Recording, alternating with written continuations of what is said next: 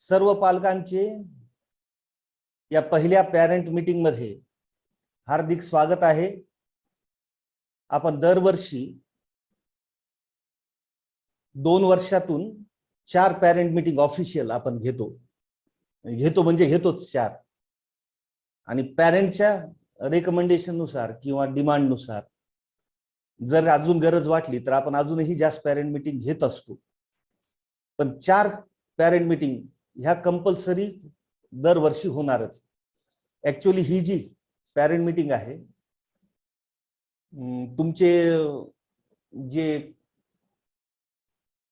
Class चालू होणार त्याच्या अगोदर व्हायला पाहिजे होती, परंतु बरेच विद्यार्थी 10वीची परीक्षा झाली नाही, होणार का नाही, अजून रिझल्ट आला नाही याच्या कन्फ्युजन मध्ये होते आणि त्यामुळे ऍडमिशन प्रोसेस स्लो थोडीशी झाली यावर्षी। ओके, म्हणजे अजूनही ऍडमिशन भरपूर येत आहेत, चौकशा खूप झालेल्या आहेत अजूनही। त्यामुळे आम्ही थोडीशी पॅरेंट मीटिंग काय केली, थोडीशी लेट केली यावर्षी। प्रत्येक पॅरेंट मीटिंग मध्ये आपला अजेंडा डिफरेंट असतो। हर पॅरेंट मीटिंग में अपना एजेंडा अलग अलग रहता, सब्जेक्ट अलग अलग रहते हर पेरेंट मीटिंग में। ओके, तो जो पहली पेरेंट मीटिंग है ये इंफॉर्मेटिव पेरेंट मीटिंग रहती। इसमें जनरली फिजिक्स की स्टडी कैसे करना, पेरेंट ने कैसे ऑब्जर्वेशन रखना, क्योंकि अब ये ऑनलाइन जो चालू होगा इसमें पेरेंट का रोल बहुत ही वाइटल हो गया, बहुत ही इंपॉर्टेंट, तो वो करना। और हम क्या करेंगे 2 साल में ये आपको भी बताना और बच्चों को भी बताना, बराबर। 2 साल में सिलेबस कैसे कवर होगा, 2 साल में टेस्ट कैसे कैसे रहेंगे, कौन से टॉपिक पे रहेंगे, सिलेबस खत्म कब होगा, रिवीजन स्टार्ट कब होगा, आखिरी टेस्ट सीरीज हम कब लेंगे, ये सब इंफॉर्मेशन आपको होना चाहिए। कुछ बच्चे एनसीईआरटी और महाराष्ट्र स्टेट बोर्ड के सिलेबस में कंफ्यूज हो जाते, तो आज के पेरेंट मीटिंग से वो कंफ्यूजन भी थोड़ा दूर हो सकता। पेरेंट को भी ये सभी बातें मालूम होना, पेरेंट को ये सब बातें मालूम होना चाहिए। ओके, तो बच्चे ने क्लास कहाँ लगाया, करेक्ट जगह लगाया क्या, तो आपका और मेरा हमारा सॉरी इंटरेक्शन अगर नहीं हुआ तो पेरेंट को, बहुत सारे बच्चे ऐसे रहते थोड़े से पेरेंट को पूरी बात बताते नहीं।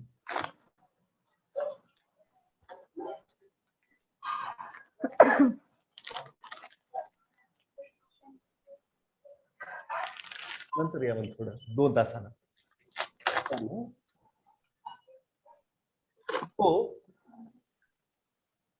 तो ये सब इंफॉर्मेशन पेरेंट को भी मालूम होना। कुछ बच्चे ऐसे रहते कि पेरेंट को सब डिटेल बताते नहीं। कुछ बच्चों को ऐसा लगता कि अब हम बड़े हो गए, ये उम्र बहुत ही डेंजरस, वादळी अवस्था म्हणतात याला, कुमार अवस्था मानसशास्त्रात, सायकोलॉजी में क्रिएट करने वाली अवस्था है। तो यहाँ बच्चा छोटा भी नहीं रहता और बड़ा भी नहीं रहता, तो उसको छोटे जैसा कुछ डांटे तो उसको भी गुस्सा आता, और कुछ बड़े जैसे एक्सपेक्टेशन उससे रखे तो उससे भी उसको गुस्सा आता। ये उम्र में बच्चा जो रहता उसका सबसे क्लोज जो रहता बच्चों के, वो रहते उनके फ्रेंड्स, बराबर।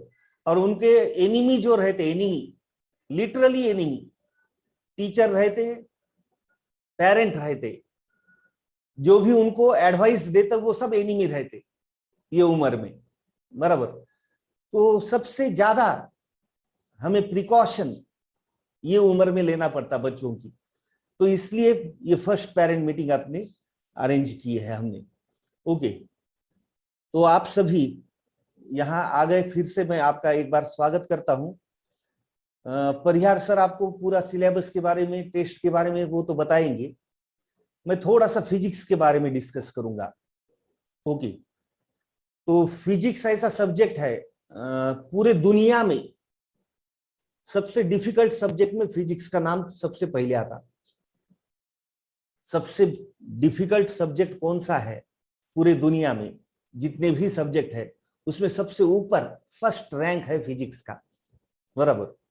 दूसरी बात, ये सिर्फ डिफिकल्ट ही नहीं, ये क्वाइट बोरिंग सब्जेक्ट लगने लगता है बच्चों को। मतलब इसमें ज्यादा इधर के उधर के एग्जाम्पल देने को रहते नहीं, उसके एग्जाम्पल भी इतने सीरियस एग्जाम्पल रहते कि वो बच्चों को एग्जाम्पल भी सुने ऐसा लगता नहीं। अगर आप बायोलॉजी या केमिस्ट्री पढ़ेंगे तो उनके एग्जाम्पल्स ऐसे डे टू डे लाइफ में रिलेट होते रहते। वैसे physics day to day life में रिलेट होता है, सबसे ज्यादा होता है, बराबर, लेकिन वो इंटरेस्टिंग टॉपिक से रिलेट नहीं होता, इसलिए फिजिक्स और भी डिफिकल्ट लगने लगता है। तो हम कोशिश करते हैं कि फिजिक्स को बच्चों को थोड़ा सा इंटरेस्टिंग कैसा बनाया जाए, तो ये हमारी कोशिश रहती है। दूसरा अब फिजिक्स खाली डिफिकल्ट है बोल के तो चलेगा नहीं, बराबर। अगर आपको एमबीबीएस के ख्वाब गिरते हैं, आप बोलते वक्त, अगर एजुकेशन की बात करते वक्त 10 बार नीट एमबीबीएस ये वर्ड यूज करते हैं, बराबर, या जेईई वर्ड यूज करते हैं, बराबर, तो अगर आप ये वर्ड यूज करते हैं तो आपको उसके साथ साथ फिजिक्स भी वर्ड यूज करना पड़ेगा, क्योंकि फिजिक्स अच्छा करने से ही आपके ये सब ख्वाब पूरे हो सकते हैं। तो फिजिक्स अच्छा कैसा करने का, तो बैलेंस स्टडी करके। कल परसों मैंने 11th के बच्चों को पूरे बोर्ड पे 20 मिनट तक फिजिक्स की स्टडी कैसे करनी लिख के दिया। बच्चों को बोला ये आपके नोटबुक में लिख के लो। तो आप पेरेंट ने क्या करना, मीटिंग खत्म होते ही बच्चे से वो जो तूने लिख के लिया है मुझे बता बोलना।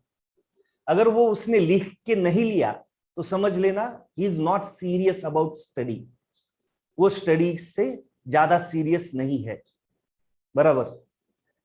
डेली हम जब पढ़ाते हैं तो टेबल पे अपना मोबाइल अपने बॉडी से दूर रहना, खाली जब कमेंट करते तब अपना हाथ वहां पे जाना उसके नजदीक, जब अपने को आंसर बताना पड़ता है तभी हाथ उधर जाना। सीधे कुर्सी पे बैठ के आगे नोटबुक पेन लेके लेक्चर करना पड़ता। मैं क्या करता, कुछ बच्चे क्लास खत्म होने के बाद उनको पता ही नहीं चलता क्लास खत्म हुआ, 3-4 नाम वैसे ही रहते, मतलब सब बच्चे चले जाते क्लास में से, वो 2-3 वैसे ही रहते। फिर उनके नाम पुकारता मैं, अरे फलाना फलाना, क्लास खत्म हो गया, चलो लेफ्ट द मीटिंग। फिर भी उनको पता नहीं चलता। फिर मैं यहां मैन्युअली एक एक को रिमूव करते जाता। फिर ऐसे बच्चों के नाम स्क्रीनशॉट लेके मैं उनके पेरेंट को फोन लगाता, वो बच्चे को पहले, बच्चे को फोन लगाने के बाद उसे पूछता आज मैंने क्या क्या पढ़ाया बता। सर उतना याद नहीं आ रहा। बोलता ठीक है, फिर जो लिखा नोटबुक में वो पढ़ के बता। सर मैंने लिखा नहीं। ठीक है, मैंने आखिरी में कौन सा जोक बताया वो बता। फिर बच्चा बोलता सर मैंने ध्यान नहीं दिया, आखिरी में मेरा नेट थोड़ा काम नहीं कर रहा था। तो अब ये आंसर आ गए, तो इसका मतलब बच्चे ने मीटिंग तो स्टार्ट की है, लेकिन उसके साथ साथ व्हाट्सएप भी स्टार्ट किया है या कुछ गेम भी स्टार्ट किया है, फिर इंस्टाग्राम फेसबुक भी स्टार्ट किया है। मीटिंग एक तरफ चलते रहती, इधर इंस्टाग्राम फेसबुक व्हाट्सएप पे चैटिंग बीटिंग पोस्ट देखना, ये चलते रहता बच्चे का। कुछ बच्चे तो गेम भी खेल रहे, इधर मीटिंग चालू है उधर गेम खेल रहे, इधर मीटिंग चालू है उधर बच्चे सो जा रहे, मीटिंग चालू करके नींद में है। मैंने एक बार फोन लगाया तो वो बच्चा क्लियरली समझ में आ रहा उसका आवाज से कि अभी अभी मेरे फोन से ही नींद से जगा हुआ। फिर मैं बोला अरे क्यों सोया था? नहीं नहीं नहीं सर मेरी तबीयत खराब थी। मैं बोला तबीयत खराब थी तो तूने प्रेजेंट क्यों लगाई? नहीं सर आप गुस्सा करेंगे बोल के। मेरे लिए आप पीरियड कर रहे क्या? आप पीरियड फिजिक्स सीखने के लिए कर रहे, नॉट फॉर मी, बराबर। तो सबसे पहला काम है पेरेंट का, बच्चे का नहीं। बच्चे की उम्र है ऐसा सब करने की, उसको दूसरे फ्रेंड बताते क्या क्या करने का, अरे ऐसा किया तो सर को पता भी नहीं चलता, तो ऐसा कर, मैं तो ऐसा ही करता। उसको तो बताने वाले बहुत सारे हैं। अब पेरेंट को बताने वाले हम हैं। पेरेंट ने क्या करना, तो घूमते घूमते घर के काम करते करते मम्मी ने कभी, बच्चा एग्जैक्टली क्या देख रहा, उसके मोबाइल पे सर का पीरियड दिख रहा क्या, क्या झट से आप आने के बाद तो उसकी एक्टिविटी बढ़ गई, इसका मतलब वो बैग जाके फिर से मीटिंग स्टार्ट कर रहा क्या, वो लिख के ले रहा क्या, ये हर 10 मिनट को चेक करना पड़ता।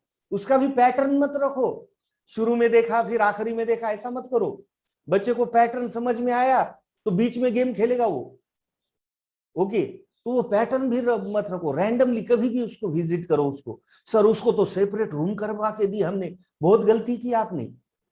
कुछ भी सेपरेट रूम की जरूरत नहीं, हेडफोन लगा के जहां मम्मी सुबह सुबह किचन में काम करती तो वहां बिठाओ, या पिताजी हॉल में अगर पेपर पढ़ते बैठे तो उनके साथ में बिठाओ, सेपरेट हॉल में बिठाओ ही मत उसे।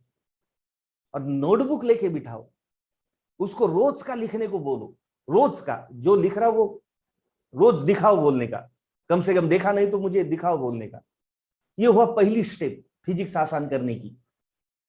दूसरी स्टेप अब हम 24 घंटे का डिस्ट्रीब्यूशन करने वाले, 24 घंटे का।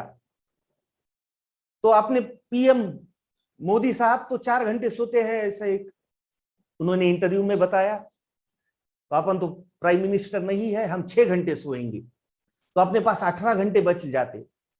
18 घंटे में 8 घंटे हम अपने पर्सनल चीजों के लिए और ये ट्यूशन के लिए रख देंगे। ट्यूशन तो 4 घंटे में खत्म होता, फिर भी 4 घंटे बचते। 4 घंटे में नहाना, मेकअप करना, खाना, सोना सब होता, और दोपहर का फिर भी 10 घंटे बचते। ये 10 घंटे का डिस्ट्रीब्यूशन कैसा करना है, ये 10 घंटे का डिस्ट्रीब्यूशन, इक्वल बैलेंस डिस्ट्रीब्यूशन कैसे करना है। फिजिक्स 5 घंटे, केमिस्ट्री 3 घंटे, बायोलॉजी 2 घंटे। ये distribution of time table, time उसका डिस्ट्रीब्यूशन है, बैलेंस डिस्ट्रीब्यूशन है। आप बोलेंगे बाय बैलेंस कैसे हुआ सर, तो सब्जेक्ट जितना हार्ड होगा उतना उसका टाइम ज्यादा होगा, बराबर। आज बायोलॉजी सीखे, ब्लड इधर से हार्ट से निकला, इधर हाथों में चला गया, फिर से उधर से निकला, फिर हार्ट में चला आया। इंफॉर्मेशन स्टडी की, सर ने पढ़ाया, रिवीजन कर रहे, वही पढ़ोगे, उसमें कुछ भी नया नहीं, सिर्फ वो याद करना है, उसको 2 घंटे बस हो गए। आज जो पढ़ाया वो 15 मिनट में पढ़ लेते, रहे वाले 1.25 घंटे आप उसके एमसीक्यू करेंगे। आज जो पढ़ाया उसका, बायोलॉजी का बता रहा मैं, बहुत हो गए 2 घंटे रोज। केमिस्ट्री थोड़ा इक्वेशन वगैरह याद करना रहता, थोड़ा एडिशनल टाइम 3 घंटे। फिजिक्स को 5 घंटे लगते। फिर ये 5 घंटे में फिजिक्स कैसे करना, ये भी बच्चों को लिख के दिया मैं, ये 5 घंटे में फिजिक्स कैसे करना। उसमें से 1 घंटा आज डेली में जो पढ़ा रहा उसका टेक्स्ट बुक में से पढ़ो, उसका एररलेस में से पढ़ो, और उसके उसी टॉपिक के एमसीक्यू सॉल्व करो, इधर के उधर के कुछ भी नहीं। 1 घंटा, 1-1.5 घंटा आप पुराना भूले वाला जो चैप्टर है वो पढ़ो। जो बच्चे नए आए हैं उन्होंने जो पुराना मिस हुआ उसके वीडियो देखो, उसकी स्टडी करो 1-2 घंटे, बराबर। हो गए 3 घंटे, अब रह गए 2 घंटे। तो हम मंडे को बता देते अगले संडे को टेस्ट कौन सी है, तो 2 घंटे वो अगले संडे के टेस्ट का स्टडी करो, रोज 2 घंटे, मतलब 12 घंटे हो जाते 6 दिन में। 7वें दिन एग्जाम रहती, बराबर। बच्चे ऐसा नहीं करते, एग्जाम रहती संडे को, बच्चे टेक्स्ट बुक लेते सैटरडे को हाथ में, बराबर। और सैटरडे को स्टडी करके संडे को अगर एग्जाम दोगे तो वो बिलो 50 मार्क आ जाएंगे, 50 से नीचे। उतना याद भी नहीं रहता, मतलब तूप खा लो तो रूप ईल का,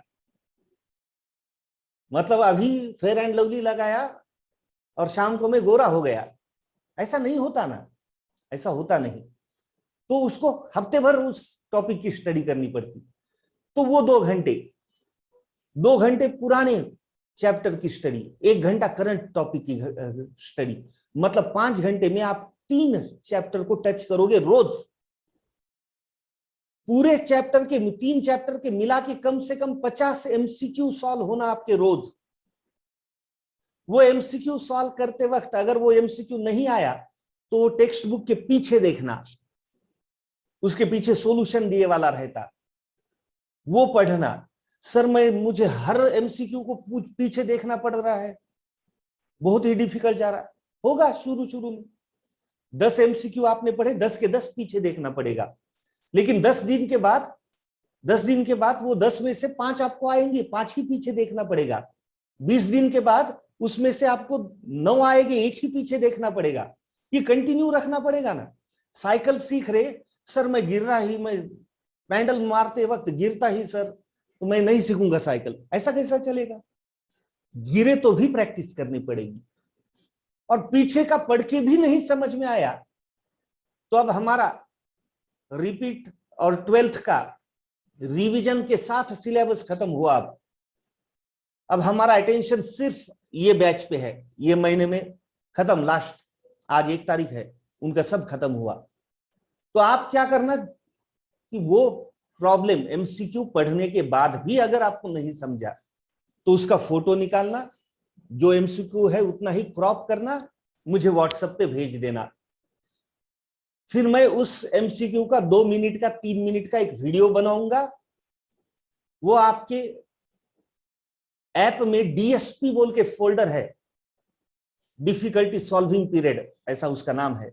वो फोल्डर में देखना, वो वीडियो का आंसर आपको मिल जाएगा वो एमसीक्यू का, बराबर। दूसरे बच्चे ने जो डिफिकल्टी पूछी उसका भी आंसर सबको पता चलेगा, वो डीएसपी फोल्डर में सबके डिफिकल्टी आ जाते। अब ये प्रोग्राम हमने पिछले 2 साल से किया, जब से ऑनलाइन स्टार्ट हुआ तब से हम डेली 20-20, 30-30 वीडियो बना के बच्चों को भेज रहे, 2-2, 4-4 मिनट के। आप वो डीएसपी फोल्डर में जाके देखोगे तो अब तक 200 या उससे ऊपर भी एमसीक्यू हो गए, उसके वीडियो 200 वीडियो हो गए, बच्चों ने व्हाट्सएप पे भेजे, उसके आंसर हम दे रहे। मतलब ये फैसिलिटी मेरे नॉलेज के हिसाब से पूरे महाराष्ट्र में नहीं, इंडिया में भी सिर्फ अपने पास है। व्हाट्सएप पे आप क्वेश्चन भेजो हमें, उसका हम आपको वीडियो भेजेंगे। पूरे इंडिया में अपने क्लास में ये फैसिलिटी है, बराबर। तो आप इसका यूज करो। अब कल से जो भी डिफिकल्टी आएगी मुझे व्हाट्सएप पे भेजते जाओ, बराबर। मैंने इससे पहले भी बच्चों को ये बताया था, लेकिन उसका टाइम नहीं आया था। शुरू में बच्चे एमसीक्यू भी सॉल्व नहीं करते, अब एमसीक्यू सॉल्व करने लगे हैं। अब 2 चैप्टर भी हो चुके, 3रा चैप्टर स्टार्ट हो चुका, बराबर। तो अब बच्चों के पास स्टडी करने के लिए मटेरियल बहुत सारा हो गया।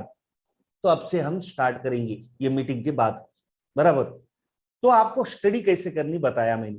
पेरेंट ने रेगुलरली वॉच करना, बराबर, कि बच्चा देख रहा नहीं देख रहा। तो हम परिहार सर रहने दो, मैं रहने दो, हम दिन भर 11th 12th के बैच में, रिपीटर के बैच में, उनके डिफिकल्टी सॉल्विंग में, उनके पेपर निकालने में, नए नोट्स करने में बिजी रहते। फिर भी अगर आप परिहार सर से पूछेंगे उनके बच्ची के क्लास में क्या क्या चल रहा, तो आप डिटेल बताएंगे वो सर।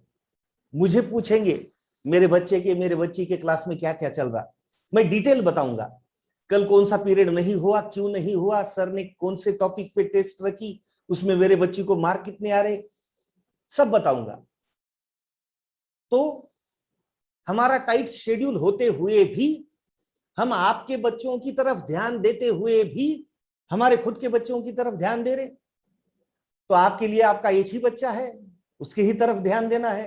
12th में नीचे क्लास में होंगे भी, लेकिन इसकी तरफ ज्यादा ध्यान देना है आपको। तो आपको एक्सक्यूज ही नहीं, सर हमें बहुत टाइम नहीं मिलता, कुछ नहीं। अरे रोज घर पे आने के बाद पिताजी ने अगर 5 मिनट, खाली 5 मिनट बच्चे से बात की, आज क्या क्या हुआ, तो बच्चे के मार्क आप मतलब बिलीव नहीं करोगे, इतने ज्यादा बढ़ेंगे बच्चे के मार्क। रोज 5 मिनट उसको नोटबुक देखो, क्या हुआ देखो, मम्मी ने वो रेगुलर पीरियड कर रहा क्या देखो, मुझे क्या समझ में आता उसमें कुछ नहीं, बच्चा स्टडी कर रहा कि नहीं ये किसी को भी समझ में आता, वो गेम खेल रहा है या पीरियड सुन रहा है वो सबको समझ में आता। हमें तो इसमें का कुछ भी नहीं समझ में आता। कुछ पेरेंट बोलते सर हमारा एमएससी 20 साल पहले हुआ, अब तो हम टच में भी नहीं। आपको स्टडी थोड़ी देखना है उसकी, खाली वो स्टडी कर रहा है या नहीं कर रहा वो देखना है, बराबर। तो ये 5 घंटे अगर वो देता नहीं तो आपको फिजिक्स डिफिकल्ट जा रहा है ये बोलने का हक भी नहीं। रेगुलर टेस्ट देने को बोलना, हर संडे टेस्ट रहती 10 और 12 के बीच में, हर संडे टेस्ट रहती। एक आधा संडे हम मिस कर दे, क्यों मिस करते, क्योंकि टॉपिक कंप्लीट नहीं हुए वाला रहता। जब सफिशिएंट टॉपिक कंप्लीट होते 5-6 तब एक भी संडे मिस नहीं होता, क्योंकि पुराने चैप्टर पे ले लेते टेस्ट हम। तो हर संडे को आपको शाम को उसको मार्क पूछने हैं। उसने नहीं बताए, कुछ ना कुछ नेटवर्क प्रॉब्लम था, ये था वो था, बताया तो समझना उसका स्टडी नहीं हुआ था, बाकी कुछ भी प्रॉब्लम नहीं रहता, बराबर। तो उसका स्टडी नहीं हुआ था। तो हर संडे को उसको टेस्ट के मार्क पूछना। उसके ऐप में जाके रिजल्ट में अगर आप देखोगे तो उसके दिए वाले एग्जाम के मार्क्स मिल जाते, बराबर। उसके व्हाट्सएप ग्रुप में हम हर टेस्ट के बाद 1-2 दिन के बाद उसमें अपनी लिस्ट भी भेजते, पूरे क्लास की लिस्ट भेजते। तो अपने बच्चों को कितने मार्क है और दूसरे बच्चों के कंपैरिजन में कितने मार्क है वो भी समझ में आता। और एक आखिरी बात खत्म करके परिहार सर को चांस दूंगा। ओके, एक आखिरी बात, फिजिक्स में मार्क जो है वो ग्रेजुअली बढ़ते जाएंगे।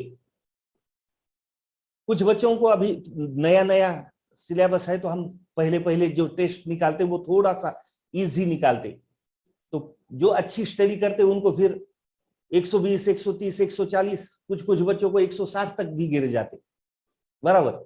और उस इजी पेपर में भी अपने बच्चों को 50 से कम गिरे तो समझना बहुत सीरियस मामला है। फिर बाद में हमारे पेपर की डिफिकल्टी लेवल अगर बढ़ते गई, फिर बच्चों के मार्क कम होते जाते, फिर अच्छे बच्चों को 100 के आसपास ही मार्क आते, और जो स्टडी नहीं कर रहा उसको तो 10, 8, 9 मार्क आते। फिर कुछ पेरेंट को ऐसी आदत रहती कि फिजिक्स के मार्क वो कंपेयर करते बायोलॉजी और केमिस्ट्री के साथ। ये गलत बात है, बिल्कुल गलत बात है, बराबर। आप अंबानी की बच्चे की शादी की पत्रिका और हमारे घर की शादी की पत्रिका दोनों को कैसे कंपेयर कर सकते? वो दोनों फैमिली अलग है, दोनों के कंडीशंस अलग है, तो दोनों की पत्रिका अलग अलग होंगी, बराबर। तो हर सब्जेक्ट का अपना अपना डिफिकल्टी लेवल रहता, हर क्लास का पेपर का अपना अपना डिफिकल्टी लेवल रहता। कुछ पेरेंट हमको फोन करते, सर उसको बायोलॉजी में बहुत अच्छे आ रहे सर, 360 में से वो 340, 350 तक ले रहा, केमिस्ट्री में भी 180 में से 160 अबव है, फिजिक्स में ही उसे 80 मार्क आ रहे। तो फिजिक्स में जो आ रहे वो नीट के हिसाब से करेक्ट आ रहे, नीट में भी ऐसे ही मार्क आते फिजिक्स में। आप न्यूटन के पास और आइंस्टाइन के पास ट्यूशन लगाओगे तो भी ऐसे ही मार्क आएंगे। ये मार्क जब तक, ये मैं अभी स्टडी का पैटर्न नहीं बताया 5 घंटे वाला, वो जब तक फॉलो नहीं होता ये मार्क बढ़ते नहीं। और ये फॉलो करने के बाद भी मार्क जल्दी बढ़ते नहीं, क्योंकि फिजिक्स के एमसीक्यू की difficulty level, imagination level, memory level इतनी ज्यादा है कि उसकी प्रैक्टिस होने को कम से कम 1 साल लगता। तो 1 साल के बाद आपको फ्रूट्स दिखने लगेंगे मीठे। सबर का फल मीठा होता है बोलते ना, तो फिजिक्स के लिए रहता वो। तो आप 1 साल सबर करना पड़ेगा आपको, फिर उसका फल मीठा लगने लगेगा। गिव अप नहीं करना, छोड़ के नहीं देना बीच में। जो गिव अप करेगा वो रिपीट में भी कुछ भी नहीं कर पाएगा। कुछ बच्चे की स्ट्रेटजी ऐसे रहती, ये साल बायोलॉजी करेंगे, केमिस्ट्री करेंगे और अगले साल रिपीट में फिजिक्स कर लेंगे। अरे ये 2 साल में फिजिक्स नहीं हुआ तो अगले साल 1 साल में कैसे होगा फिजिक्स? तो ये रिपीट वाली स्ट्रेटजी तो बिल्कुल गलत है। जो करना है फ्रेश में करना, फ्रेश में ही करना, फ्रेश में ही लगना। हमारे बहुत सारे बच्चे जो सिंसियरली काम करते, वो हर साल एक 6-7 बच्चे फ्रेश में लग जाते एमबीबीएस को, हर साल, बराबर। ये साल तो फिजिक्स में रिकॉर्ड ब्रेक एमबीबीएस लगाई आपने क्लास की। इतना कट ऑफ हाई जाके भी बच्चे लॉकडाउन की वजह से अपने से दूर रह के भी सबसे टॉप रिजल्ट फिजिक्स का अपने पास है, नियरली 28 एमबीबीएस अपने पास से लगे, बराबर। तो ये खाली हार्ड वर्क का नतीजा है। और कुछ और भी मुझे कुछ कहना हो तो मैं परिहार सर के बाद में कहूंगा। मैं परिहार सर से रिक्वेस्ट करूंगा कि वो पेरेंट को और कुछ डिटेल में एक्सप्लेन करें। Thank you very much. हाँ सर, व्हिडिओ ऑफ ठेवा स्टुडंट्स, तुमचे व्हिडिओ ऑफ ठेवा। माझा व्हिडिओ ऑफ करू का? नाही, तुमचा होता बरोबर। ते प्रिया दिपके, व्हिडिओ ऑफ ठेवा बेटा।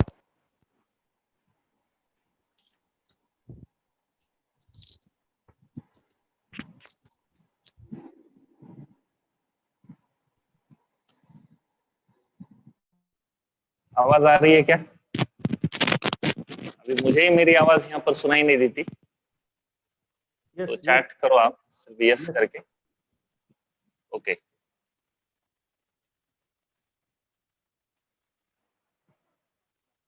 तो आज के पेरेंट मीटिंग में सर, हाँ सर, माझ्या व्हिडिओला पिन करा, म्हणजे ते रेकॉर्डिंग मध्ये येईल। हो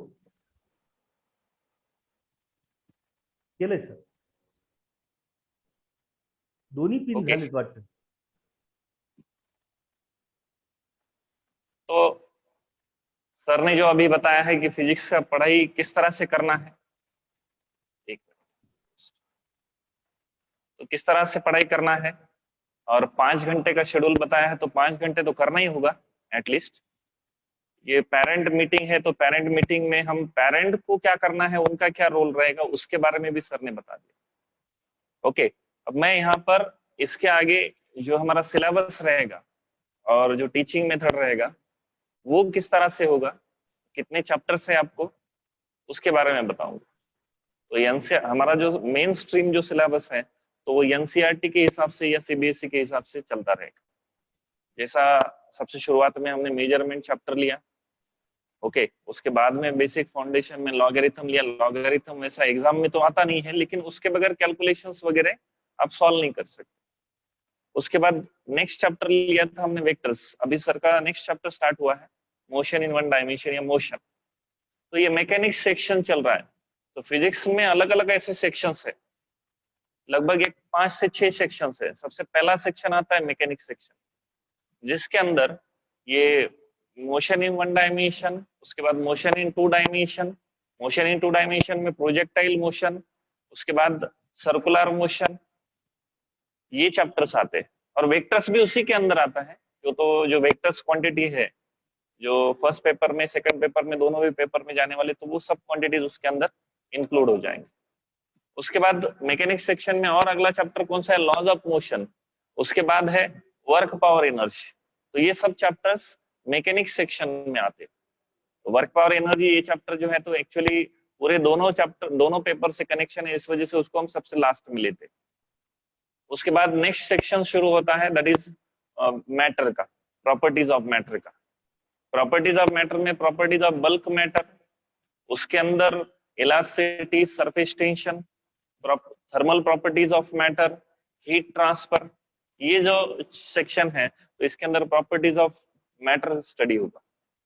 उसके बाद मैकेनिक्स में और एक दो चैप्टर है, ग्रेविटेशन, रोटेशनल मोशन, जो फर्स्ट पेपर के अंदर आते हैं। आपको नोट्स दिए हैं या सिलेबस भी दिया है, नीट का सिलेबस या एनसीईआरटी का सिलेबस आप डाउनलोड कर लो, या फिर आपको नोट्स में अपने ऐप में भी दिया है। और स्टेट बोर्ड का सिलेबस भी आपको टाइप करके दे देंगे। वैसे स्टेट बोर्ड का बुक तो आपको कंपलसरी लेना ही होगा, ओके। और उसके बाद जो है, तो नेक्स्ट हीट सेक्शन है। हीट सेक्शन के अंदर लगभग दो चैप्टर है, एक है काइनेटिक थ्योरी ऑफ गैसेस और थर्मोडायनेमिक्स। उसके बाद लास्ट वाला एक सेक्शन है, दैट इज साउंड सेक्शन। तो साउंड सेक्शन में 2 चैप्टर्स आते हैं, एक होता है wave theory of light, sorry wave motion, और दूसरा होता है स्टेशनरी वेव्स। तो इतने जो ये पूरे एक्चुअल अगर एनसीईआरटी के हिसाब से अगर बोलेंगे तो 15 से 16 चैप्टर्स है, लेकिन नीट के सिलेबस के हिसाब से या जेडब्ल्यू के सिलेबस के हिसाब से अगर बोलेंगे तो सिर्फ 10 चैप्टर में उनको मर्ज किया गया। तो ये 10 चैप्टर हमारे फर्स्ट जो अभी जो शुरू हुआ है उसमें से 2 चैप्टर हुए हैं। अभी ये 10 चैप्टर अगले साल के जो मई एंड रहेगा, मई महीने का जो एंड रहेगा, तब तक के हमारा फर्स्ट पेपर पूरा कंप्लीट होगा। और उसके साथ पैरेलली जो स्टेट बोर्ड है, 12th का स्टेट बोर्ड, उसमें के आधे चैप्टर्स आपके कवर हो जाएंगे। 50% लगभग 6 to 7 चैप्टर्स है, नए सिलेबस के हिसाब से 6 to 7 चैप्टर्स। तो वो 6 से 7 चैप्टर्स आपके फर्स्ट पेपर, मतलब स्टेट बोर्ड का सिलेबस भी चलता रहेगा, at the same time NCERT का 11th भी चलता रहेगा। उसके बाद में जून में नेक्स्ट मतलब फिजिक्स पेपर सेकंड स्टार्ट होगा। फिजिक्स पेपर सेकंड के जो 9 चैप्टर्स है, कौन कौन से 9 चैप्टर्स है? एक इलेक्ट्रोस्टैटिक्स, उसके बाद दूसरा करंट इलेक्ट्रिसिटी, तीसरा magnetic effect of electric current and magnetism, उसके बाद 4th चैप्टर है इलेक्ट्रोमैग्नेटिक इंडक्शन, उसके बाद alternating current, electromagnetic waves, dual nature of matter and radiation, modern physics में dual nature of matter and radiation, atoms, molecules, nuclei और semiconductor. तो ऐसे 9 chapters second paper में है। तो वो सेकंड पेपर आपका अगले साल के जून में स्टार्ट होगा। तो जून से लेके वो दिसंबर एंड तक चलेगा या दिसंबर तक चलेगा। तो इस सेकंड पेपर में मैक्सिमम सिमिलरिटी स्टेट बोर्ड और जो एनसीईआरटी का सिलेबस है उसमें मैक्सिमम सिमिलरिटी। इस वजह से पहले बोर्ड का चैप्टर लेते हैं, उसके साथ में उसके पैरेलल क्या होता है, नीट का चैप्टर भी पॉइंट के भी कवर होते जाते हैं। तो इस तरह से लास्ट में मतलब नेक्स्ट ईयर का जो 1 दिसंबर या एक 15 दिसंबर, हार्डली 31 दिसंबर तक, 31 दिसंबर 2022, ओके, तब तक के क्या होगा, आपका पूरा सिलेबस बोर्ड प्लस एनसीईआरटी या board plus JW, okay, NCERT हो रहा है मतलब ऑटोमेटिकली बोर्ड प्लस आपका नीट भी हो रहा है, बोर्ड प्लस जेडब्ल्यू भी हो रहा है, उसमें मेंस हो रहा है, उसके बाद में बोर्ड प्लस सीईटी भी हो रहा है, स्टेट बोर्ड का सीईटी भी कवर हो रहा है। देखो जो मैथ वाले बच्चे हैं उन्होंने ये भी याद रखना है, जो हम ये पढ़ा रहे हैं भले ही कुछ चैप्टर्स आपके उसके अंदर नहीं रहेंगे, लेकिन वो जेडब्ल्यू में रहने की वजह से जेडब्ल्यू भी देना आपको जरूरी है। जेडब्ल्यू दिया तो वो भी अच्छा रहेगा आपके लिए, तो उसमें से भी कुछ सीट्स फिलअप होते हैं। तो स्टेट बोर्ड, जेडब्ल्यू, एमएसटी, सीईटी, नीट, ये सब का सिलेबस अगले साल के 31 दिसंबर के पहले खत्म हो जाएगा। फिर बाद में क्या होगा, जो स्टेट बोर्ड के चैप्टर्स पढ़े हैं, एक्चुअली मिक्स में पढ़ते हैं हम भी, जब रेगुलर सिलेबस या अभी जो स्ट्रीम शुरू है तो उसमें क्या होता है, बोर्ड चैप्टर पढ़ते हैं, उसके साथ में उसका नीट का चैप्टर पढ़ते हैं, साथ में मतलब उसके बाद में पढ़ते हैं। जनरली हम बोर्ड का चैप्टर ही पहले लेते हैं और फिर बाद में उसके नीट के पॉइंट्स लेते हैं और फिर बाद में लास्ट में ऑब्जेक्टिव लेते हैं। मेथड कैसा है कोई भी चैप्टर लेने का, अगर स्टेट बोर्ड में चैप्टर है तो पहले स्टेट बोर्ड का चैप्टर पूरा कवर होगा, फिर स्टेट बोर्ड बुक के नीचे जो प्रॉब्लम्स रहेंगे, थ्योरेटिकल प्रॉब्लम्स, न्यूमेरिकल्स जो रहेंगे स्टेट बोर्ड के न्यूमेरिकल्स, या सॉल्व रहने दो फिर अनसॉल्व रहने दो, वो पूरे लिए जाएंगे, ओके। और कुछ एमसीक्यूज भी होते हैं स्टेट बोर्ड के बुक में, वो भी पूरे लिए जाएंगे अगर स्टेट बोर्ड में चैप्टर है तो, 12th स्टेट बोर्ड में है तो। वैसे 11th स्टेट बोर्ड के तो वो तो रेगुलरली हो रही है, वैसे 11th का उतना सीरियसली एग्जाम कॉलेज वाले लेते नहीं है, okay. Therefore 12th state board पर ही आपको ज्यादा फोकस रखना है। वैसे वो तो कवर हो रहा है, एनसीईआरटी कवर कर रहे हैं मतलब ऑटोमेटिकली स्टेट बोर्ड 11 तो पूरा होने ही वाला, उसके बगैर तो हो ही नहीं सकता। तो स्टेट बोर्ड का सिलेबस एनसीईआरटी के कंपैरिजन में 70-80%, 20% एक्स्ट्रा सिलेबस हम ले रहे हैं, जो कहाँ जरूरी है, नीट में जरूरी है और जेडब्ल्यू में भी जरूरी, ओके। तो पहले स्टेट बोर्ड का चैप्टर लिया जाता है। अभी जनरली स्टेट बोर्ड का चैप्टर जैसा हमारा मैकेनिक्स सेक्शन शुरू होगा, उसमें जैसा रोटेशनल मोशन हम स्टार्ट करेंगे, उसके अंदर सर्कुलर मोशन भी है और रोटेशनल मोशन भी। तो ये दोनों चैप्टर मिलके रोटेशनल डायनामिक्स करके एक फर्स्ट चैप्टर स्टेट बोर्ड में, तो वो अभी शुरू ही होगा सपोज।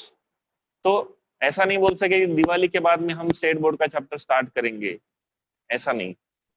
जिस तरह से एनसीईआरटी के हिसाब से हमारा सिलेबस आ रहा है या पॉइंट्स आ रहे हैं या चैप्टर्स आ रहे हैं, उसी हिसाब से उससे रिलेटेड जो चैप्टर रहेगा पहले बोर्ड्स का कवर किया जाएगा, और फिर बाद में उसके बोर्ड बुक के प्रॉब्लम्स, उसके एमसीक्यूज, ये पूरा कवर करेगा, और फिर बाद में उसका नीट या जेडब्ल्यू वो लिया जाएगा या सीईटी जो भी। ओके, तो बाद में सीईटी वगैरह लेंगे, बाद में मतलब जस्ट आफ्टर इट। जैसा चैप्टर सपोज खत्म हो गया, अभी सर्कुलर मोशन आगे शुरू होगा इसके बाद में, तो सर्कुलर मोशन का बोर्ड लेंगे, उसके प्रॉब्लम्स ले लेंगे, और इंस्टेंटली उसके एक्स्ट्रा पॉइंट्स ले लेंगे जो नीट में जेडब्ल्यू में रहेंगे, और फिर बाद में उसके बाद उसके एमसीक्यूज भी ले लेंगे, तो पूरा चैप्टर एनसीईआरटी भी कवर होगा, ऑटोमेटिकली आपका बोर्ड भी कवर होगा। हाँ, जो चैप्टर स्टेट बोर्ड में नहीं है फिर उनका हम डायरेक्टली नीट ले लेते हैं, नीट या जेडब्ल्यू जो भी है उसका डायरेक्ट लेते हैं। जैसा मेजरमेंट चैप्टर जो है अभी पीछे हुआ है, तो उसमें हमने ऐसे थ्योरी के नोट्स आपको कुछ दिए नहीं, थ्योरी मतलब स्टेट बोर्ड के नोट्स अलग से दिए नहीं, उस क्यों, तो वो स्टेट बोर्ड को चैप्टर है ही नहीं, स्टेट बोर्ड 12th को चैप्टर नहीं है। हाँ 11th को है, लेकिन 11th पे कॉलेज वाले उतना सीरियसली एग्जाम लेते नहीं, लेते हैं एग्जाम लेकिन इतना सीरियसली लेते नहीं। जैसा पिछले साल तो एग्जाम ही नहीं हुआ 11th, फिर वही हिसाब से राउंडिंग कर करके वो अभी रिजल्ट बनाया। अभी इस साल जो 12th का रिजल्ट लगने वाला है उसमें बोला है 11th के इतने परसेंट लो, 10th का इतना परसेंट लो, और 12th का इतना, तो 11th के एग्जाम ही नहीं लिए कुछ कुछ कॉलेजेस ने, फिर मार्क्स कैसे देंगे? ओके, तो वो कॉलेज का प्रॉब्लम रहेगा, लेकिन हम तो पूरा कवर कर रहे हैं। अगर स्टेट बोर्ड भी बोलेंगे 11th का स्टेट बोर्ड, तो वो भी पूरा 100% कवर होता है, सिर्फ उसके अलग से हमने ऐसे नोट्स बनाए नहीं, क्यों तो रैंडमली चेंज होता रह रहा है, 3-3 4-4 साल को अलग से नया बुक ला ले रहे, और फिर और अभी पिछले साल ही नया बुक आया लॉकडाउन में, तो उसके पूरे नोट्स हमको रिवाइज करना, उसके लिए हमको 2 से 3 महीना लगे। तो आपके लिए तो वो नोट्स रेडी है, अभी करंट बैच के लिए भी पूरे बोर्ड के नोट्स, स्टेट बोर्ड के notes with application, with all the theoretical problems, सब सॉल्यूशन, सब कुछ रेडी है। तो आपको तो देखने का कोई प्रॉब्लम है ही नहीं, तो ये सिलेबस 4 से 5 साल तो जनरली चेंज नहीं होता। ओके, तो पहले स्टेट बोर्ड का चैप्टर, उसके बाद उसका एनसीईआरटी या नीट। अगर स्टेट बोर्ड में है तो स्टेट बोर्ड में टोटल 16 चैप्टर्स है, 16 में से 6 चैप्टर्स फर्स्ट पेपर में होंगे, या अगले साल का जो मई महीना बोल रहा हूँ तब तक के होंगे, और एनसीईआरटी 11th के 10 चैप्टर्स कवर होंगे। तो एनसीईआरटी में बहुत ज्यादा चैप्टर्स है, लेकिन कंपेरेड टू बोर्ड में कम है, तो दोनों भी पैरेलली कवर होते रहेंगे।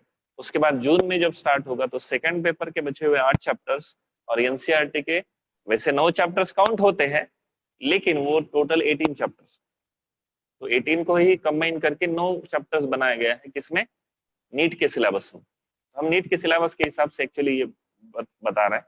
और जेडब्ल्यू का सिलेबस अगर बोलेंगे तो उसमें और एक एक्स्ट्रा चैप्टर है, कौन सा? कम्युनिकेशन करके, वो भी हम पढ़ा देते, सबसे लास्ट में वो भी चैप्टर लिया जाता है। तो इस तरह से ये स्टेट बोर्ड का सिलेबस होगा।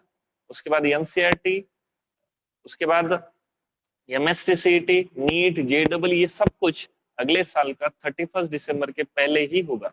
फिर वो 15 दिसंबर को हो सकता है या फिर 1 दिसंबर को हो सकता है। ओके, तो अगले साल टाइमिंग भी बढ़ जाता है, बैच का टाइमिंग बढ़ जाता है। वैसे दिवाली के बाद ही बैच का टाइमिंग आपका बढ़ जाता है, 1.5 घंटा हो जाता है।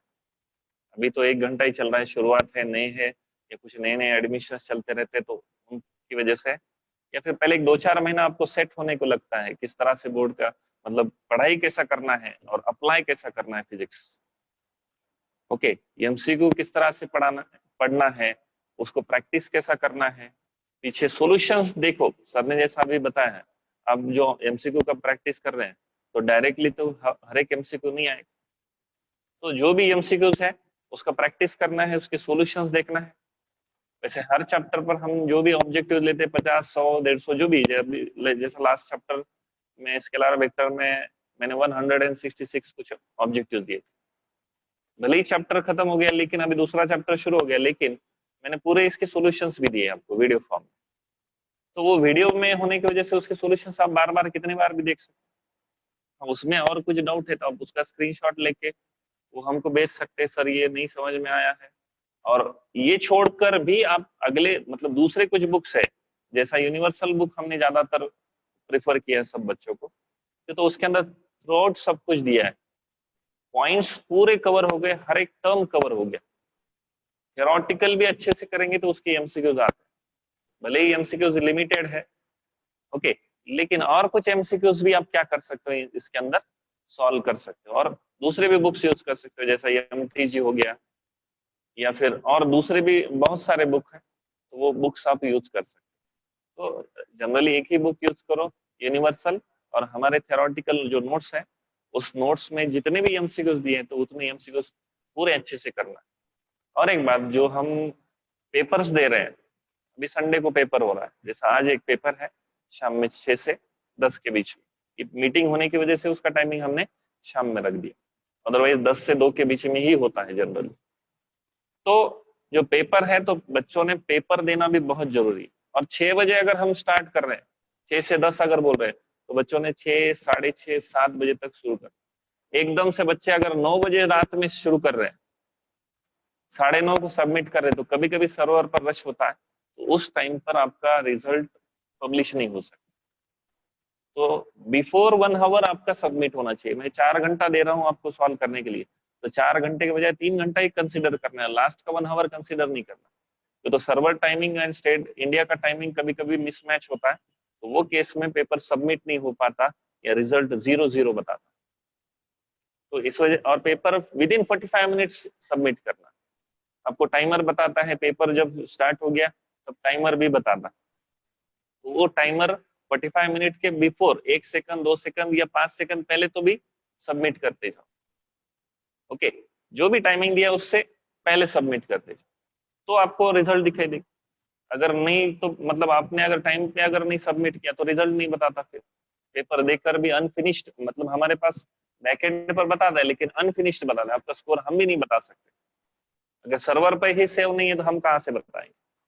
हाँ, जो सर्वर पे सेव है, फिर उसका दूसरे दिन या तीसरे दिन हम क्या करते हैं, उसको डाउनलोड कर लेते हैं आपके रिजल्ट, फिर उसके अंदर डिसेंडिंग ऑर्डर में उसको हम अरेंज करते हैं, टॉपर्स मतलब जो भी नाम है तो उनको नेम वाइज हम अरेंज करते हैं और आपके व्हाट्सएप ग्रुप पे भी अपलोड करते हैं। हम आगे अभी पेरेंट का भी ग्रुप और स्टूडेंट का ग्रुप वो भी अलग करेंगे, ओके। पेरेंट ग्रुप में पेरेंट का नंबर कंपलसरी होना चाहिए, जो भी अभी पेरेंट्स यहाँ पर देख रहे हैं, तो पेरेंट का नंबर, आपको खुद का नंबर, व्हाट्सएप नंबर यहाँ पर क्लास पर भेज देना है। क्लास के दोनों तरफ के ब्रांचेस के आपको तो नंबर्स पता है, जिंतू रोड का और कारेगांव रोड के अलग अलग ग्रुप है, पेरेंट ग्रुप भी करेंगे, स्टूडेंट ग्रुप भी करेंगे। तो स्टूडेंट कभी कभी नहीं बताते, एक ही ग्रुप में होता है या व्हाट्सएप पर स्टूडेंट का ही नंबर होता है, फिर रिजल्ट हम भेज देते हैं, अगर उसने नहीं दिया तो उसमें नाम नहीं रहेगा, टेस्ट ही नहीं दिया तो नाम नहीं रहेगा, ओके।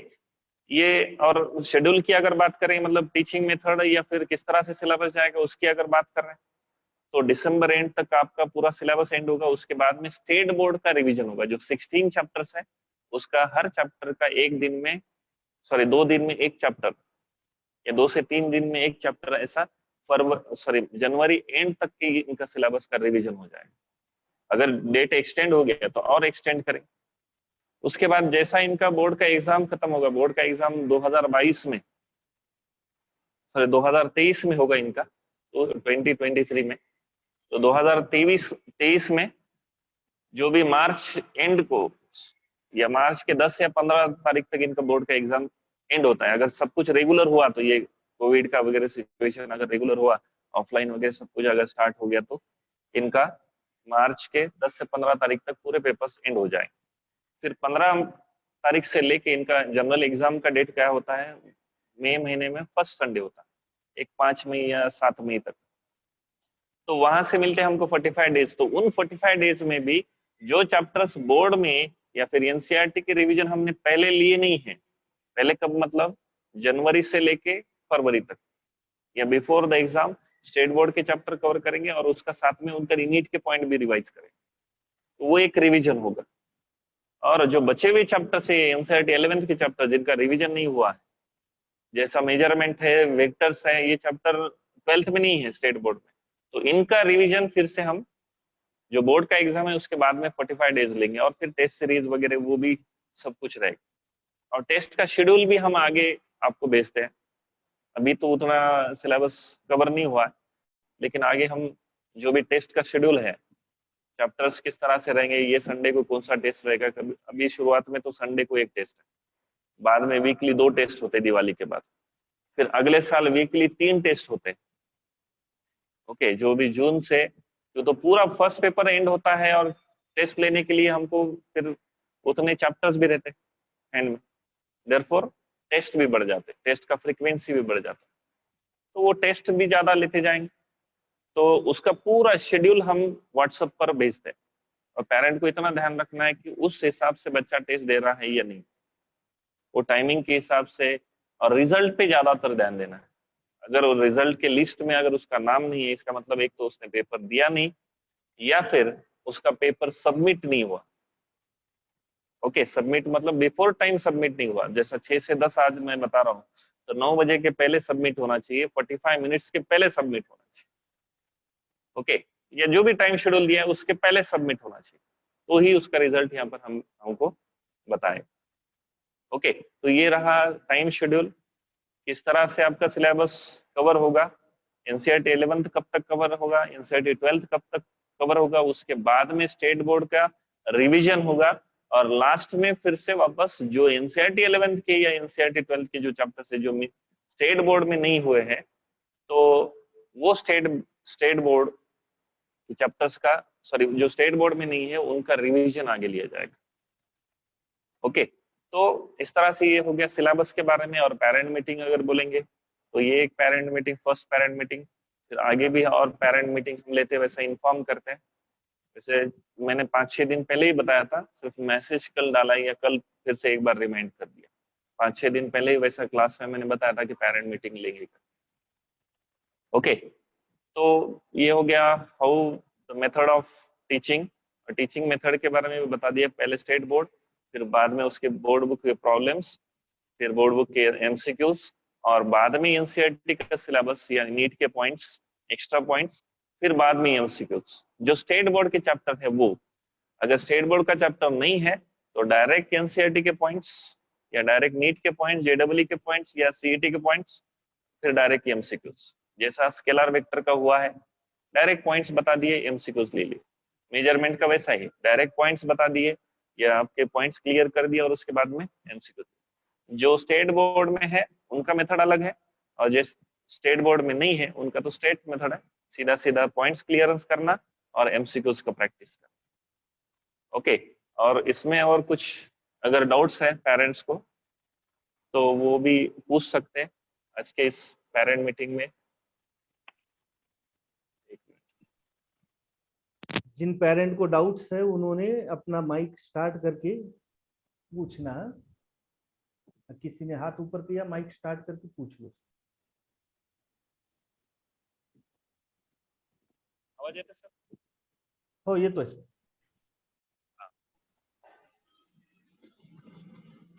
हॅलो हा बोला. सर, नमस्कार. आवाज येतोय सर? येतोय क्लिअर येतोय.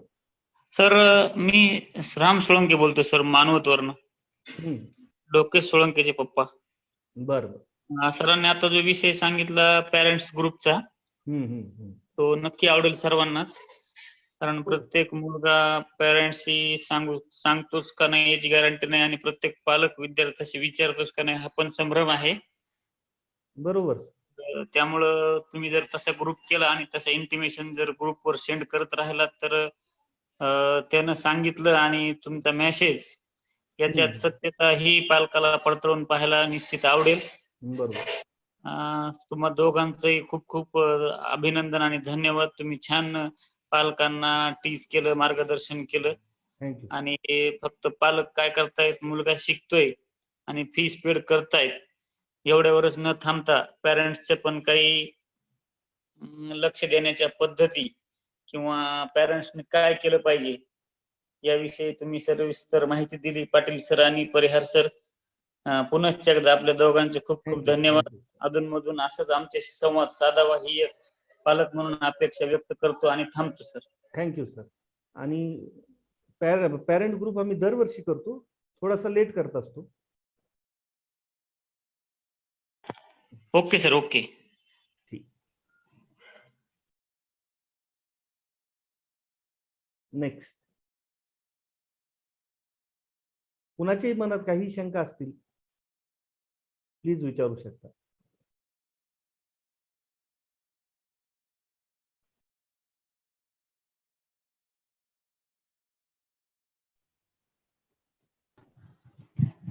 Good morning sir. Very good morning. हाँ सर, हम फराह इनामदार के पेरेंट्स बात कर रहे हैं. सर एक डाउट था हमारा कि बच्चे सही तरीके से सही ट्रैक से स्टडी कर रहे या आप कैसा असिस्ट करते, मतलब आप कैसा उनका मतलब टेस्ट तो चैप्टर फिनिश होने के बाद लेते लेकिन रेगुलर उनका अंडरस्टैंड है ही नहीं है, आप कैसा वो करते सर? क्लास में हम एक तो रेगुलर क्वेश्चन पूछते. अच्छा. तो क्वेश्चन पूछे बगैर हमारा पीरियड ही कंप्लीट नहीं होता. उसमें बच्चे का नाम रेगुलर आता क्या देखते. ये सब कमेंट हमारे पास सेव रहते. एक दूसरा, हमने दिए वाला होमवर्क बच्चों को मुझे भेजने को होता था मैं मेरे व्हाट्सएप पे, तो किस किस का व्हाट्सएप पे नंबर आया वो भी देखते हम. और दूसरा तो मेथड एग्जाम का है. ये 3 के सिवाय आप ऑनलाइन में चौथा मेथड तो हो नहीं सकता. नहीं तो वो तो ऑनलाइन की वजह से तो बहुत ज्यादा मसला हो रहा है. वही हम जानना चाह रहे थे कि बच्चे मतलब प्रॉपर स्टडी कर रहे हैं नहीं कर रहे, जैसे आपको समझ सके. अब परिहार सर की मेरी फोन पे बात होती रहती. ये क्लास के कौन से बच्चे अच्छे हैं जो अच्छे सवाल के जवाब देते, तो जो हमेशा रेगुलर जवाब देते उनके नाम भी हमको याद रह गए. तो फराह देती है आंसर. देते सर उन्होंने. थोड़ा प्रॉब्लम ये है कि हमारे जो लेट ज्वाइन होने की वजह से हमारी क्लासेस बहुत ज्यादा पेंडिंग रह गए, जिस वजह से हमको थोड़ा स्टडी में प्रॉब्लम हो रही. नहीं, आप 5 घंटे रेगुलर टाइम देना और पुरानी वीडियो देखते रहने का. हाँ जी सर, वो तो कंटिन्यू चालू है सर, अभी कोशिश चालू है कर रहे. और असल बीच में दूसरे भी प्रॉब्लम होने की वजह से और क्लासेस मिस हो गए 2-3 और. सर आप दोनों बहुत अच्छे से पढ़ाते हैं, हम देखे आपके वीडियोस, वो बहुत ज्यादा मेहनत कराते हैं. ऑनलाइन होने के बावजूद आप बच्चों से इतना कनेक्ट है, बहुत बड़ी बात है सर ये. और दूसरी बात कैसा है, जैसे क्लास में हम पढ़ा रहे ना, इससे कुछ भी डिफरेंट नहीं पढ़ा रहे.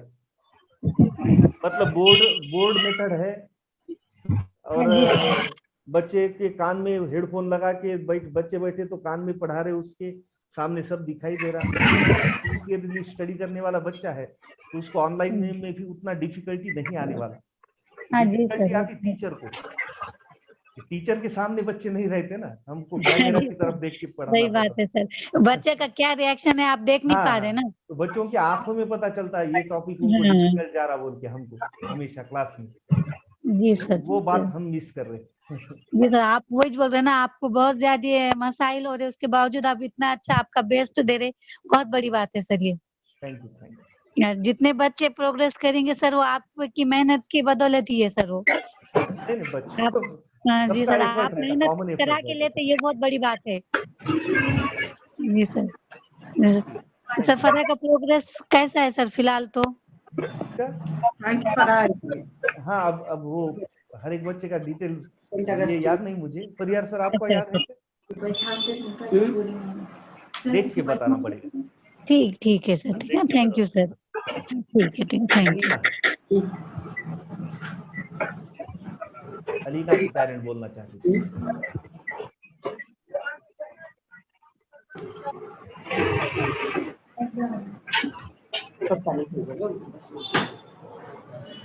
और पप्पा नहीं है, बस मत दे.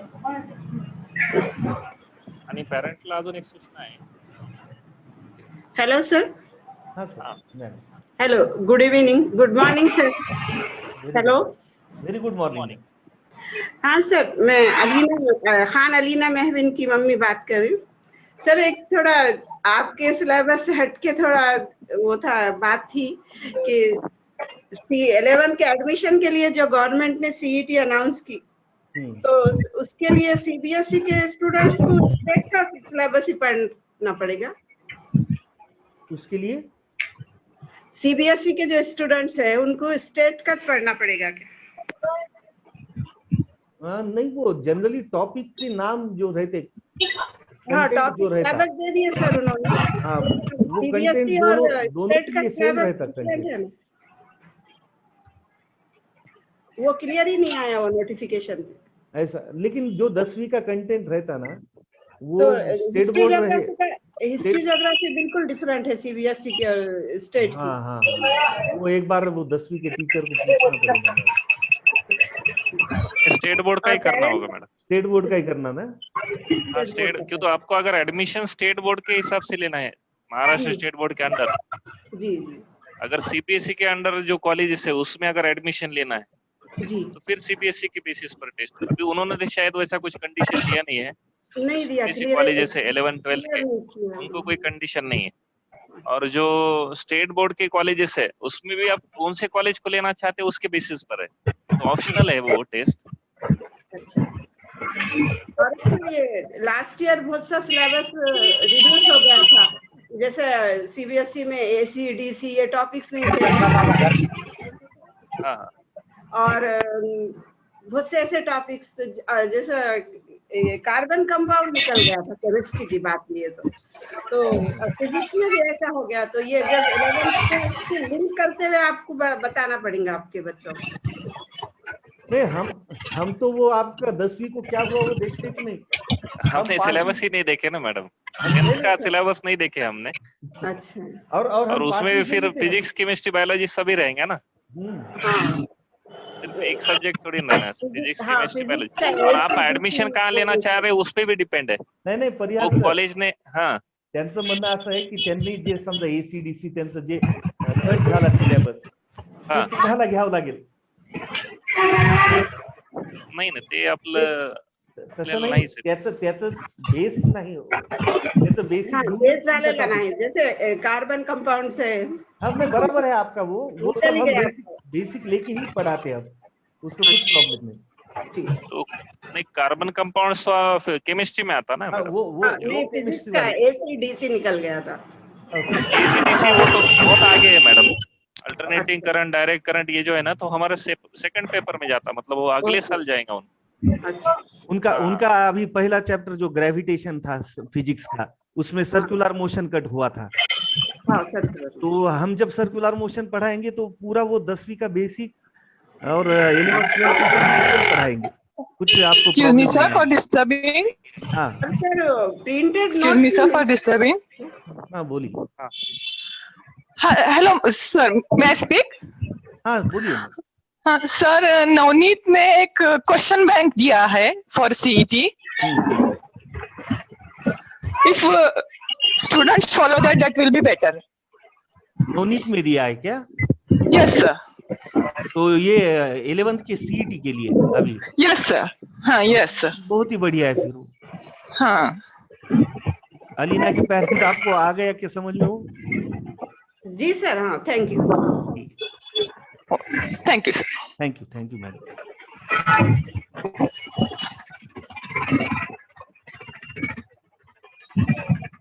अब्दुल अहद खान. सर पेरेंट बात करना चाहते. पप्पा बोलतोय. हाँ बोला. सर व्हॉट्सअपचा ग्रुप जे आपण पॅरेंट्सचा बनवता, त्यांना जर वेळ लागत असेल तर ज्या पालकांची इच्छा आहे की त्यांना त्यांच्या पाल्याचे मार्क कळण्यासाठी, तर त्याला वेळ लागत असेल तर सध्याच्या ग्रुपमध्ये ज्यांची इच्छा आहे पालकाची त्यांचे नंबर ऍड करा. नाही हे वेळ काही नाही. एक 2-4 दिवसात आठवडाभरात चालू होतं. तुम्ही नंबर्स पाठवायला चालू करा. आजच चालू करा. लगेच ऍड करतो आम्ही आजपासूनच. हा, कारण ब्रांच मला टाकावं पहिले लागेल, जिंतूर रोड, कारेगाव रोड. कारण त्याला वेळ लागू नये. नाही, वेळ नाही लागत, काहीच वेळ नाही लागत त्याला. ठीक.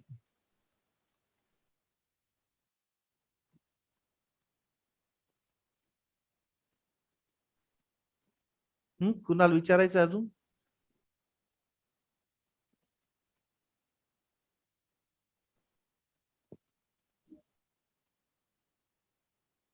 काही प्रश्न असतील, शंका असतील तर विचारा प्लीज.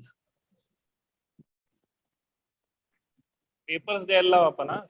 पालकांनी पाल्याकडे लक्ष द्या. पेपर्स देणं झालेत खूप जण. आता रिपीट टेस्ट ठेवली तुम्ही स्केलार वेक्टर, त्याच्यात पण खूप कमी जणांनी पेपर दिले. हा, एकदम नवीन स्टुडंट असेल तर तो भाग वेगळा राहिला, म्हणजे ज्याचा चॅप्टर नाही झाला तो त्यांनी नाही दिला तर तो भाग वेगळा राहिला. पण ज्यांनी चॅप्टर केलेलं आहे, पूर्ण सगळं झालेलं आहे, पहिल्यापासून आहेत, मग ते सुद्धा पेपर देत नाही. पेपर नाही दिला तर आम्हाला इव्हॅल्युएट करता येणार नाही किंवा तुम्हालाही कळणार नाही की पल्ले काय करायला आहे आणि कोणत्या पोझिशन म्हणजे सध्या काय पोझिशनला आहे. किंवा कंपल्सरी पॅरेंट पेपर साठी लक्ष देत. हॅलो हा बोला. हॅलो हॅलो सर, मी श्रुती बंडेवरची आई बोलायली. बोला मॅडम. नमस्कार. नमस्कार. आता सीईटीच्या दृष्टीने तुम्ही काय वेगळं घेणार काही? हेच सांगितलं ना मॅडम, सीईटी म्हणजे ह्याच्यातच सगळं कव्हर व्हायला. फक्त ते जे काही चॅप्टर असतील तर त्या चॅप्टरचं आम्ही बायफर्गेशन आम्ही एकदम म्हणजे मार्च एंड पर्यंत सगळं जेडबलीच्या हिशेबानच घेतो. फक्त जेडबली त्याच्यानंतर त्यांना थोडेसे कमी चॅप्टर करायचे सरळ सरळ, दुसरा काहीच करायची गरज नाही. पण माझं मत कसं आहे सर, आता तुम्ही सगळं मिक्स घेतल्यानंतर आता मुलांना जास्त मार्क पडणार नाहीत समजा. हो ते तर होणारच. त्याच्यामुळे लेकर डिप्रेशन मध्ये जाणार नाहीत ना. नाही नाही एवढा फरक नाहीये मॅडम. एवढा डिफरन्स नाहीये मॅडम. एवढा डिफरन्स नाहीये सिलेबसचा. एक 10 ते 20% डिफरन्स आहे, जास्त नाहीये डिफरन्स. बरं. हा, कारण स्टेट बोर्डला आता गेल्या वर्षीचा जो नवीन चॅप्टर म्हणजे नवीन सिलेबस आला आहे 21 मध्ये, त्याच्यात तर जे पॉईंट नव्हते अगोदर ते एनसीईआरटीचे ओढलेत त्यांनी. इलेक्ट्रोस्टॅटिक्स मध्ये जवळपास सगळं ओढलं ते. आणि 11 जरी नाही म्हटलं तर त्याच्यावरही 10% म्हणजे 10 क्वेश्चन त्याच्यावर असणार. 40 क्वेश्चन 12वीच्या सिलेबसवर आहेत आणि 10 क्वेश्चन 11वीच्या सिलेबस. म्हणजे 11वीचा सिलेबस पण कव्हर करणंच आहे त्यांना. हो ना. म्हणजे आम्ही 100% शिकवतो, त्यांना 80% येणारच आहे. स्टेट बोर्ड जरी म्हटलं, फक्त स्टेट बोर्ड जरी म्हटलं तरी 80% त्यांना एक्झाम मध्ये येणारच आहे. सगळंच करणं गरजेचं, म्हणजे हे सोडा ते सोडा असं नाही म्हणता येणार. आणि आमच्या मेन स्ट्रीमचं जे सिलेबस आहे किंवा ते नाही चेंज करता येणार. नाही तसं म्हणायला नाही मी काही. सगळ्यात महत्त्वाचं परीक्षा वगैरे काही वेगळ्या घेता येतील का त्याच्यासाठी? म्हणजे वेगळा वेळ का? वेगळा वेळ म्हणजे आता सीईटीच्या मुलांच्या वेगळ्या परीक्षा आहेत, नीट मध्ये कसं तसं घेतोच ना मॅडम, पुढच्या वर्षी आम्ही वेगळे घेतोच ना तसे. म्हणजे ते निगेटिव्ह विदाउट निगेटिव्ह मार्किंगचे तसे टेस्ट घेतो आम्ही. तेच म्हणायले मी, कसं त्याच्यामध्ये मग पुढं सध्या निगेटिव्ह मार्किंग याच्यासाठी की त्यांना थोडासा अभ्यास जास्त करावा, काही जेडबली देणारे असते, दोन्ही दिल्या तर चांगलंच राहतं, वाईट काही नाही त्याच्यामध्ये. जेडबली मधून खूप कमी देतात मुलं, मग ज्यांना कमी जरी स्कोर आला तरी त्यांचाही नंबर लागतो. तेवढे सीईटी मध्ये जास्त पडले तरी एखाद्या वेळेस नंबर त्या कॉलेजला भेटत नाही. हो ना, बरोबर आहे.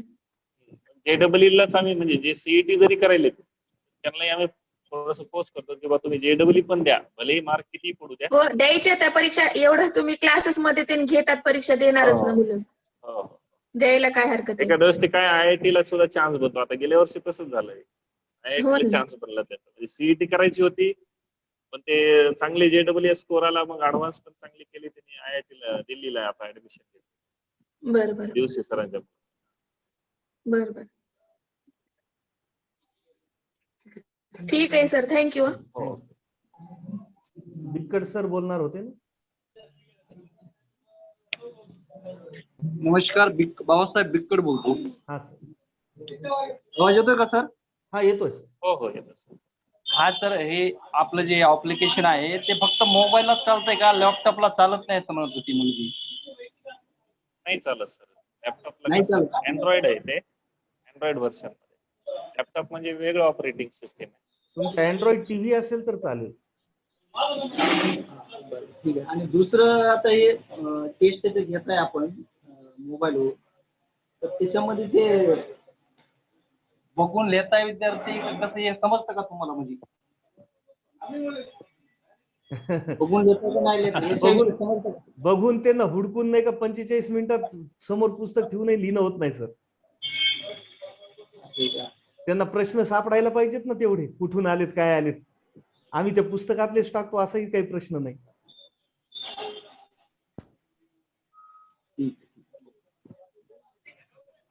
हा, आता तुमची स्वाती ज्योती दोघी बहिणी आहेत, त्या एकमेकांचं बघून लिहित असेल तर ती गोष्ट वेगळी.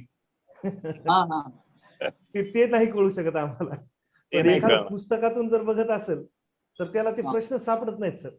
आम्ही वेगवेगळ्या पुस्तकातून टाकतो, कोणते एका पुस्तकातून टाकत नाही.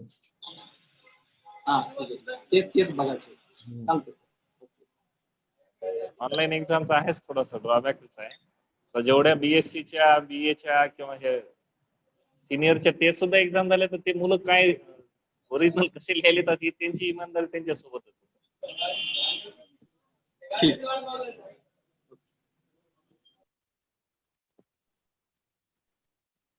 फिरदौस की मम्मी बोल रही थी शायद।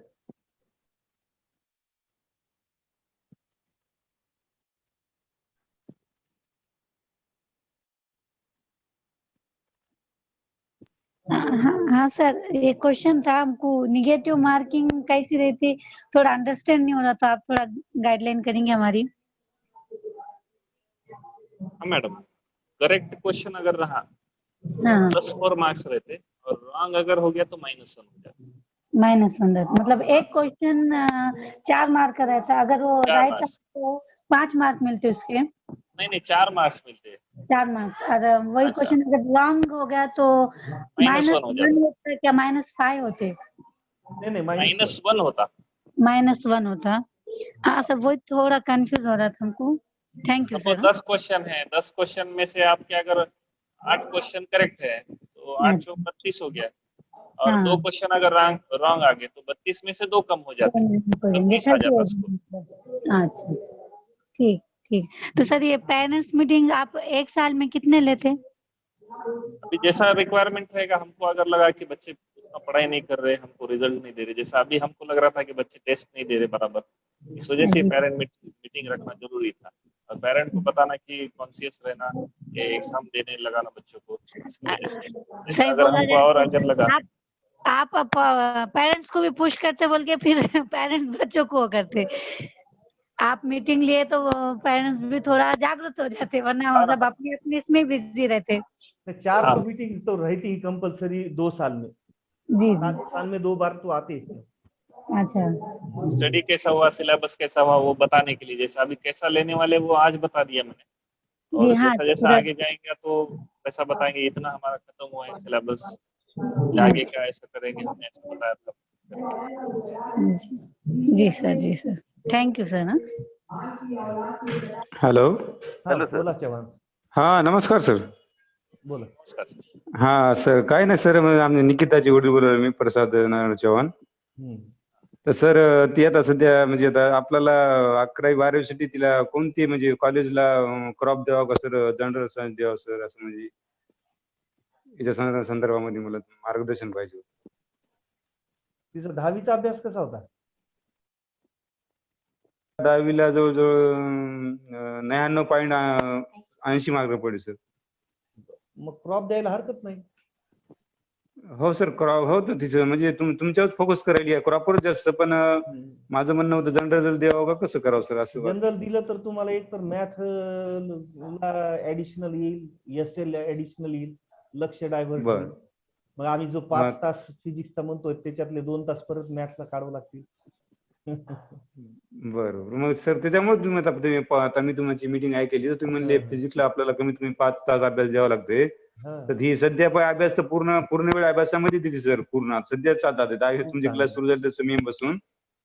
तर समोर तर मग जास्त लोड येईल, मग त्याच्यामुळेच मी म्हणतो सर मग क्रॉप सायन्स आपण दिलेलं चांगलं राहील. अभ्यासात ज्यांनी चांगले आहेत त्यांनी डोळे झाकून क्रॉप सायन्स घ्यायला काही हरकत नाही. बरं, ठीक आहे सर. हा, पण माझी मोठी पण मुलगी सर यंदा आता 12वीला आता नीट देणार आहे सर, आता निकिता चव्हाण, नेहा चव्हाण. हा, ती पण आता नीटची परीक्षा देणार आहे.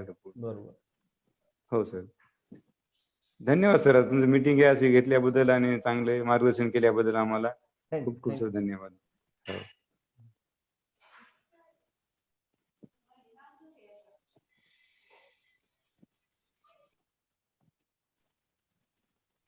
बोला कदम सर.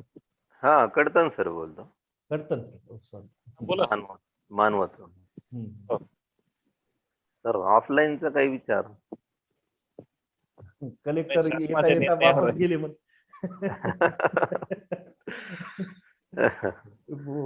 आता कलेक्टरच्या हातात आहे, जुने कलेक्टर चान्स देत नाहीयेत.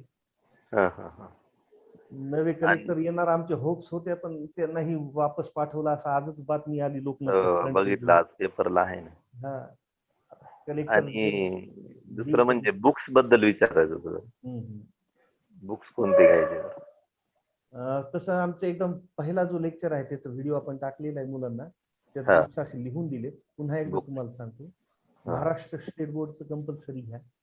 हा.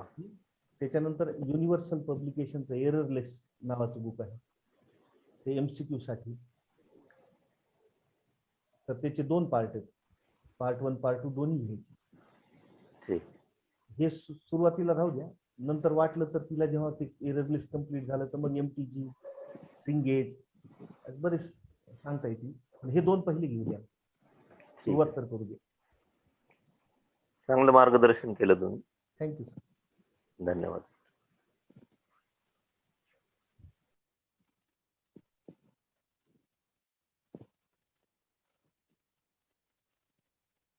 झाले का? झाले का प्रश्न सर्वांचे? जर झाले असतील तर आपल्याला मीटिंग संपली असं म्हणायला काही हरकत नाही. आपण सर्व इथं उपस्थित राहिलात आणि वेळोवेळी असेच उपस्थित राहा. तुमचे काय प्रॉब्लेम असतील मीटिंग मध्ये सांगितलं पाहिजे असं नाही. फोन करून आम्हाला तुम्ही संध्याकाळी 7 नंतर जरी केलात फोन 10 पर्यंत तरी आम्ही उचलतो, तसं काही प्रॉब्लेम नाही. एखाद्या वेळेसच फार कामात असेल तर गोष्ट वेगळी. वेळोवेळी आमच्या टच मध्ये राहिला तर मुलांचा रिझल्ट वाढेल. परिहार सर, शेवटचे 2 शब्द.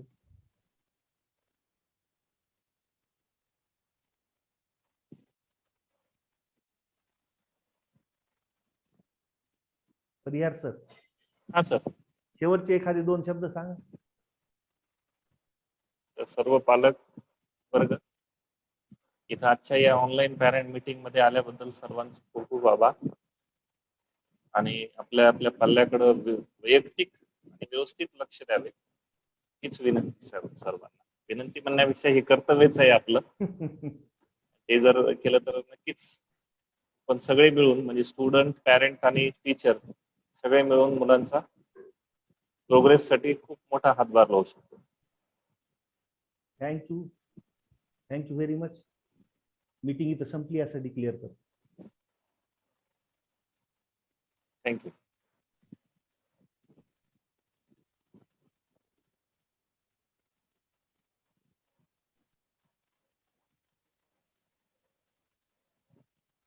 डिक्लेअर करायचं आजची मीटिंग? हो केलं सर मी डिक्लेअर. ओके. ब्रह्मपूरकर सर काही बोलले नाही आज? हा त्यांनी होते का ते प्रेझेंट? हा सर. नमस्कार सर.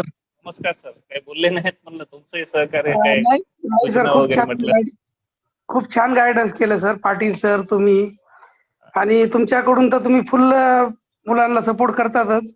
आता मुलांचं कर्तव्य पुढचं, मुलांचं आणि पालकांचं दोघांवरही जबाबदारी जास्त आहे.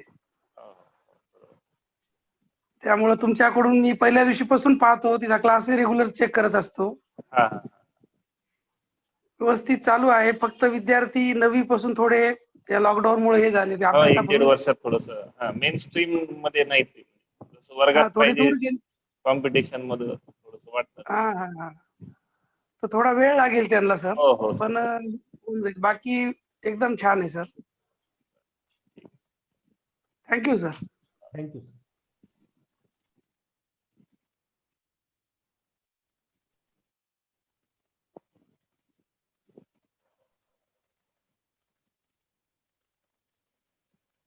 Okay, you can left the meeting. Meeting झाली, तुम्ही जाऊ शकता आता सर्वजण.